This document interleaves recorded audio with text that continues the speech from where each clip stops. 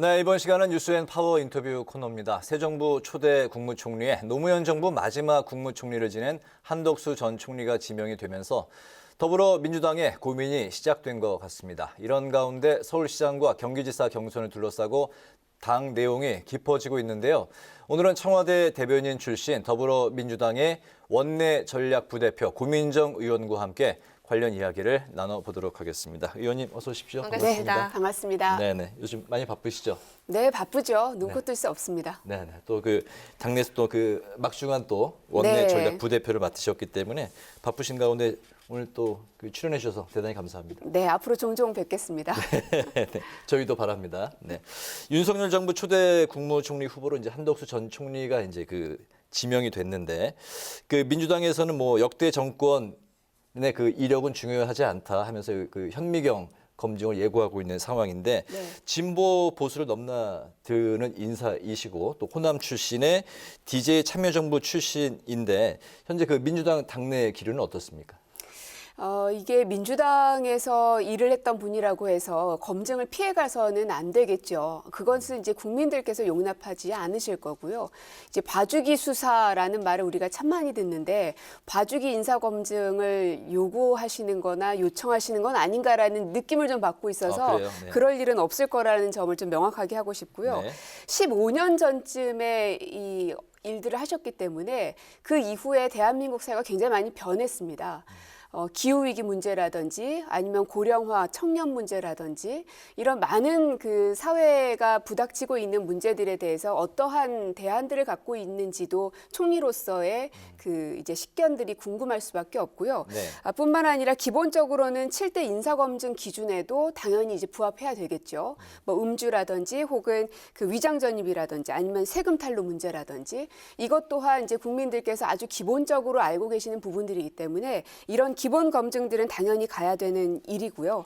그리고 많이들 이제 아시는 부분이지만 이제 조국 전 장관의 수사를 거치면서 국민들의 눈높이가 단순히 그냥 법적 잣대만으로만 판단하는 것이 아니라 국민들의 일상과 얼만큼 맞닿아 있는 것인가에 대해서도 아주 날카롭게 바라보셨던 국민들이시기 때문에 그 기준에 맞춰서 이 총리 후보께서도 부합한지 아닌지에 대해서는 민주당이 열심히 들여다봐야죠. 알겠습니다. 네, 최종 네. 검증을 하겠다 이렇게 말씀을 하셨는데 말씀하신 일반적인 검증 외에도 인사청문회 쟁점으로 꼽히는 게 론스타 사건 의혹이 또 있습니다. 이거 과거에 민주당계 정당인 열린우리당이 수배를 맡았고요. 또 저축은행 사태 책임론과 관련해서는 또 참여정부 때 법 시행령이 개정이 됐습니다. 그래서 민주당에서 이 부분을 깊게 파고들 것인가 의문을 던지는 목소리가 좀 많은데요. 어떻게 보십니까? 저는 이제 그분의 답이 참 궁금합니다. 아마도 인사청문회를 하기 전까지는 어떠한 답도 하지 않으실 텐데 그 당시의 문제에 대해서 나는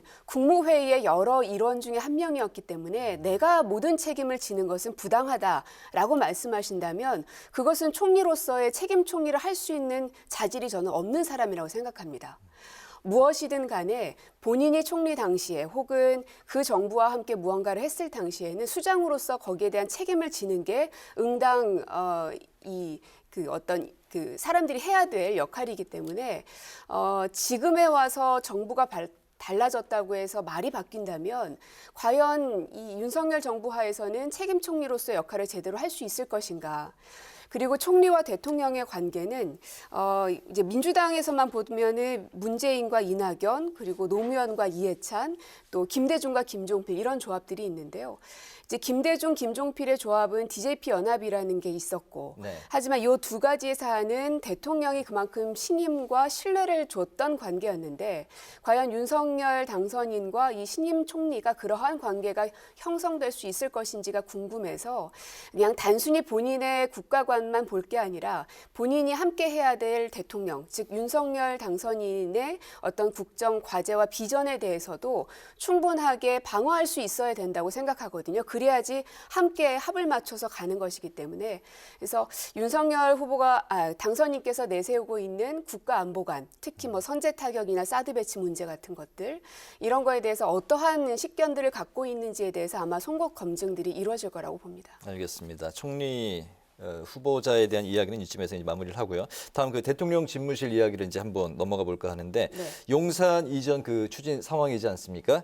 내일 그 청와대가 내일 집무실 이전 예비비 일부를 이제 집행할 것으로 처리할 것으로 이제 전망이 되고 있는데 1차로 한 300억 정도 이야기가 나오고 있죠. 근데 네. 윤석열 당선인 측에서는 이거는 이전하긴 턱없이 부족하다. 496억 전체가 필요하다. 이렇게 이제 이런 입장을 보이고 있는데 여기에는 또 어떤 생각이십니까? 어떤 결정이 날지는 지금으로서는 사실은 예측하기는 어렵습니다. 왜냐하면 이제 인수위에서 얼마만큼의 예산을 갖고 올지가 이제 중요할 텐데요.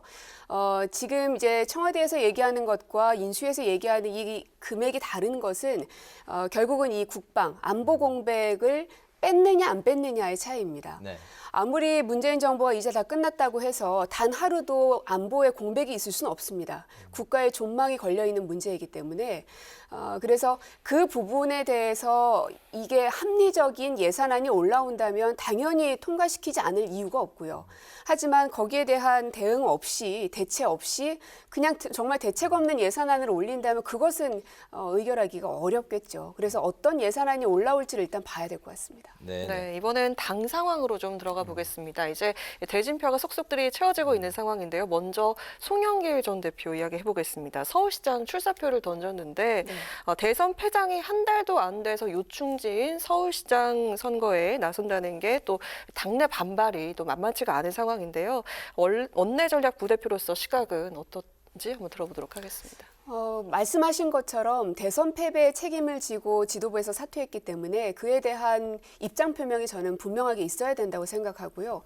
그리고 인천의 지역구를 두고 계시기 때문에 그 지역의 재보궐이 또다시 발생하게 됩니다. 이 부분에 대해서도 지역구 주민들에게 입장 정리가 필요한데 아직은 그런 것을 들어보지를 못했습니다. 그래서 이게 일단 정리되는 게 필요하고요. 그리고 두 번째로는 어쨌든 이 송영길 대표의 서울시장 출마 선언으로 인해서 민주당에서 어떤 후보가 이 최종 후보가 될 것인지가 이제 초미의 관심사가 되고 있습니다. 아마 거론되고 있는 분들이 여럿 계시죠. 뭐 임종석 실장도 계시고 이낙연 전 대표도 계시고요. 이런 여러 박영선 전 의원도 그렇죠. 네. 박영선 장관도 계시고 이런 많은 사람들의 머릿속이 굉장히 복잡할 수도 있겠지만 한편으로는 그래 이제 하자 말자라고 굉장히 단순해졌을 거란 생각이 듭니다. 다만 마감 시간은 점점 다가오고 있기 때문에 저는 하루속히 더 많은 이 분들이 경쟁 구도에 올라오셔서 이 민주당의 서울시장 경선판 자체가 이 흥행몰이를 할 수 있는 판으로 만들어 주십사 다시 한번 좀 부탁드리고 싶습니다. 알겠습니다. 네. 그 서울에 이어서 이제 경기도로 한번 가보겠습니다. 네. 이번에 최대 격전지로 꼽히고 그렇죠. 있고 가장 지금 이제 많은 관심을 받고 있는데 당내 이제 민주당 상황을 보면 김동연 새로운 물결 대표님 조만간 이제 뭐 그 민주당하고 합당하게 되면 민주당 이제 후보가 될 텐데요. 김동연 대표하고 이제 당의 중량급 인사들 현재 그 안민석 의원, 조정식 의원, 염태영 전 그 수원시장이 이제 거론이 네. 되고 있는데 경선룰 전쟁을 벌이고 있는 그 느낌이 듭니다. 근데 최근에 김동연 대표가 당 결정에 따라서 쿨하게 뭐 경선을 하겠다 네. 이런 입장을 이제 비쳤는데 경선 룰과 관련해서 현재 그 분위기가 어떻습니까? 무엇이다라고 제가 단정지어서 말할 수는 없고요. 이제 통상적으로는 이제 권리당원 50, 그다음에 여론조사 50 해서 이제 국민참여 경선을 해왔었는데 또 상황에 따라서는 경선 룰이 이제 협의에 따라서 바뀌기도 합니다. 네. 일례로 예전에 박원순 시장이 보궐로 나오셨을 당시에도 아마 2011년으로 기억하는데 그때도 경선 룰에 대한 협의 요구들이 있었고 박원순 후보 입장에서는 여론조사만으로 해달라. 또 민주당 후보들 입장에서는 국민참여 경선으로만 네. 해달라라는 요구가 많이 부딪혔지만 결국 결론적으로는 여론조사가 한 30, 그다음에 국민참여 경선이 40, 그다음에 TV 토론 후에 배심원들이 30 이렇게 해서 협의가 됐던 바가 있었거든요. 네. 그래서 아마도 이런 여러 선례들을 좀 봐가면서 이 후보들 간의 협의, 협상들이 이제 굉장히 발빠르게 움직이기 시작할 거라고 봅니다. 원내 전략 그 부대표신데 혹시 이제 경선 룰과 관련해서 지금 네. 뭐 구상하고 있는 게 있으신가요?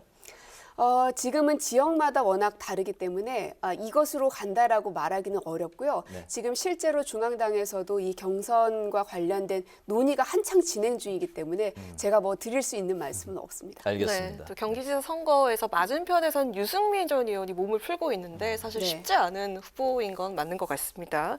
근데 이재명 전 지사가 당내에서 어느 후보가 되더라도 그 소위 안방을 지키기 위해서 좀 어떤 역할을 할 것으로 좀 기대가 되는데 어떻습니까? 하실 거라고 생각합니다. 이재명 지사가 경기지사로서 많은 성과들을 가지고 왔었고 경기도민들도 체감을 했던 바이기 때문에 그 연속성 때문에라도 아마도 이 전면에 나서 주시지 않을까 생각이 들고요. 그래서 어떤 후보가 최종 될지는 모르겠지만 이제 이재명 고문께서도 서울, 경기 할 것 없이 아마 전국 판세에 미칠 수 있는 영향력이 워낙 크기 때문에 조금씩 그 구상들을 좀 그려 나가실 거라고 생각합니다. 네. 알겠습니다. 이재명 전 지사 배우자 김혜경 씨의 법인카드 유용 의혹과 관련해서 경찰이 오늘 경기도청 그 압수수색을 했잖아요. 네. 고발장 접수한 지 이제 10일 만에 네. 강제 수사로 전환을 한 건데, 그 뭐 이게 수사가 이제 급물살을 뭐 타겠다 뭐 이런 그 또 이제 추측들이 나오고 있는데 어떤 입장이신가요? 굉장히 전광석화와 같이 아주 빠른 속도로 이루어지고 있습니다.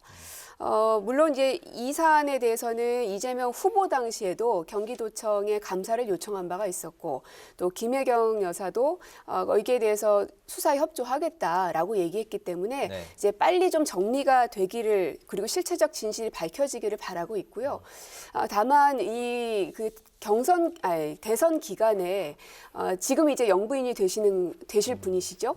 이제 김건희 씨를 둘러싼 여러 가지 사건들이 많았습니다.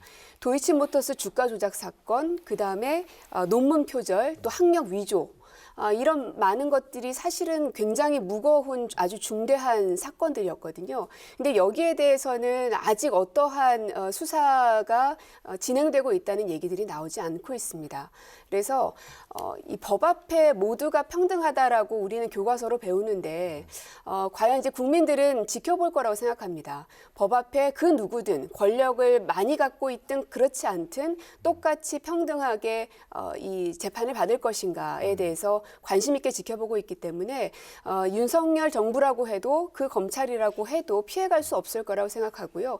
오히려 피해가면 갈수록 의혹만 더 눈덩이처럼 커질 것이기 때문에 특히 많은 사람들의 그 피눈물을 자아냈던 이런 주가 조작 사건들, 학력 위조 사건들은 명명백백하게 밝혀져야 된다고 생각합니다. 네네. 네, 이 마무리하기 전에 국민의힘 상황도 조금 짚어보도록 하겠습니다. 나흘 뒤에 국민의힘 원내대표 선거가 치러지게 되는데 출마가 유력시됐던 김태흠 의원이 충남지사 후보로 차출이 되면서 권성동 의원의 독주가 예상이 되는데 이거 민주당에서는 이 상황을 어떻게 보고 있습니까?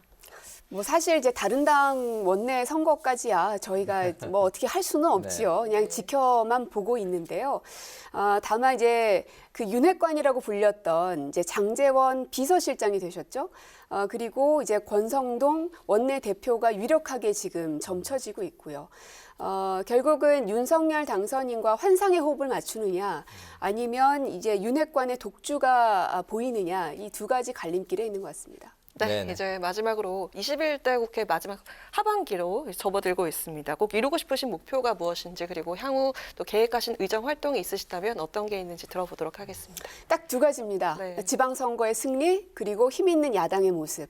반드시 그걸 보여드리면서 국민들에게 이 야당이 그리고 민주당이 든든하게 버티고 있다라는 부분 그리고 정부가 건강하게 국정을 운영해 나갈 수 있도록 견제의 역할도 충실히 해 나갈 것을 약속을 드리고 싶습니다. 네네, 알겠습니다. 오늘 그 뉴스엔지 파워 인터뷰는 여기서 이제 마무리를 지어야 될 것 같습니다. 오늘은 한덕수 총리 지명자에 대한 민주당의 평가 그리고 서울시장 경기지사 후보를 둘러싼 정치권 이슈와 관련해서 지금까지 더불어민주당의 원내 전략부 대표인 고민정 의원과 함께했습니다. 오늘 말씀 고맙습니다. 잘 들었습니다. 고맙습니다. 네, 고맙습니다.